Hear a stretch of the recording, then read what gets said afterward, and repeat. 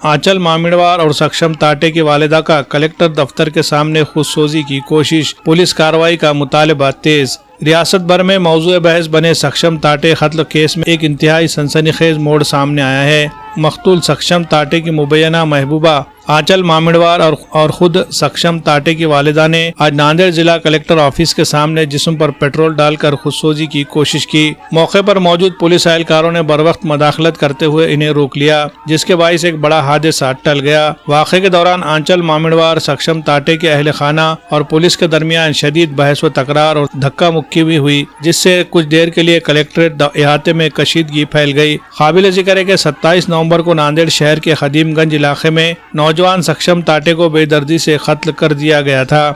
Police के मुताबिक ये कत्ल एक बैनुल मज़ाहिब मोहब्बत के मामले से जुड़ा हुआ था, जिसमें आंचल मामिड़वार के वालिद, भाई और उनके साथियों ने मुबैना तौर पर सक्षम का कत्ल किया। इस मामले में तमाम मुल्जिमान को गिरफ्तार किया जा चुका है।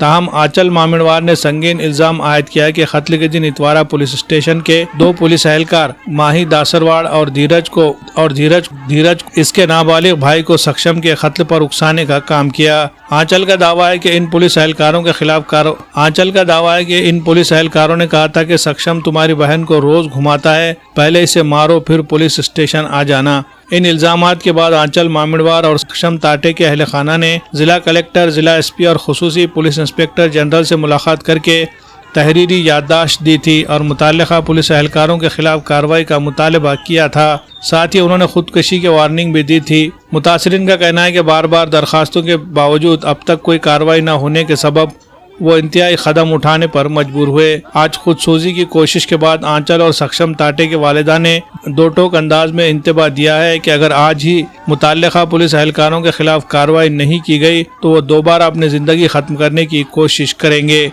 इस वाक़े ने न सिर्फ नांदेड़ बल्कि पूरे रियासती इंतजामिया को हिला कर रख दिया है और अब सबकी नजरें इस बात पर मरकूज है कि पुलिस और जिला इंतजामिया इस संगीन मामले में क्या कदम उठाती है। Bureau report, MCN Urdu news.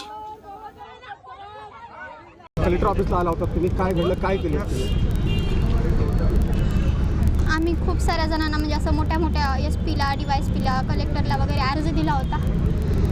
हा गुन्हा ज्या पोलिसांमुळे घडला, ज्या पोलिसांनी माझ्या भावाला प्रवृत्त केलं हे गुन्हा करण्यासाठी, त्यांना म्हणजे त्यांच्यावर सुद्धा कारवाई झाली पाहिजे काहीतरी म्हणून। आणि हे अर्ज आम्ही 17 तारखेला दिला होता आणि त्यामध्ये असं होतं की 24 तारखेपर्यंत तुम्ही काही ॲक्शन घेतलं नाही तर आम्ही स्वतःच्या जीवाचं काय बरं वाईट करून घेऊ, नांदेडमध्ये कुठेही आत्मदहन करू, सक्षमचे मम्मी आणि मी।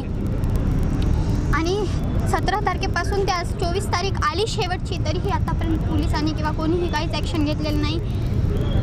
आणि आज बस इथे आमचा शेवट झालेला आहे आणि आज 24 तारीख आहे तर आम्ही इथे आत्मदहन करण्यासाठी आलो। आम्ही स्वतःच्या अंगावर पेट्रोल वगैरे टाकून घेतलं, स्वतःला म्हणजे काही बरे वाईट करून घेणार होतो।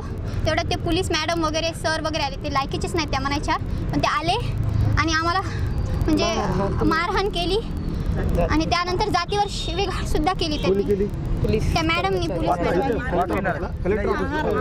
महार बोलली आणि मला मारली, माझी केस धरून मारली, तुम्हाला कशाचं आंदोलन लागते वगैरे वगैरे। हे कोणती पद्धत आहे जातीवर शिव्या देण्याची? तर आम्ही कशासाठी आलो, तिला माहीत तरी आहे का आम्ही कशासाठी आलो?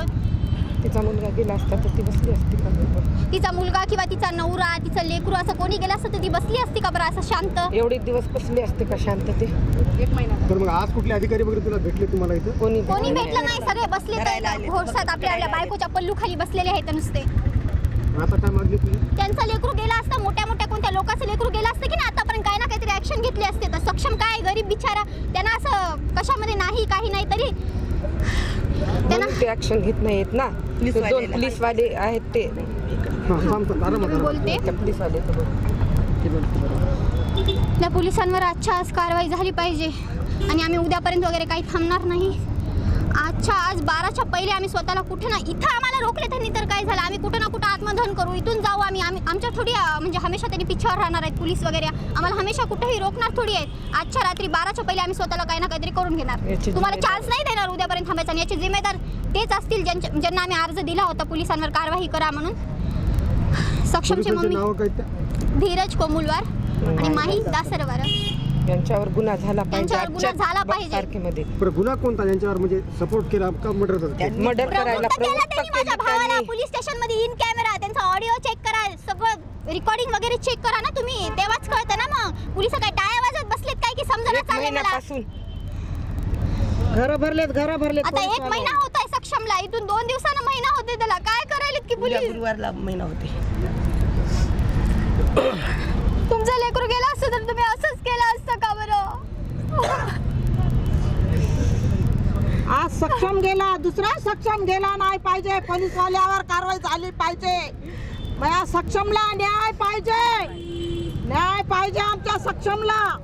पोलीसवाल्याला गिरफ्तार केलं पाहिजे, त्याला फाशीची सजा पाहिजे त्याला. तुम्हाला कारवाई करायची नाही तर करू नका. मग आमचं दोघीचं मेलेलं तोंड बघू शकता आणि याचे जिम्मेदार फक्त ते असतील ज्यांना कोणाला आम्ही अर्ज दिलेला आहे.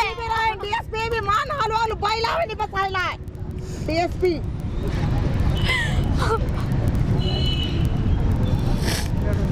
थांबणं होणार नाही यार माझ्या नाता, मी थांबणार नाही इथून पुढे.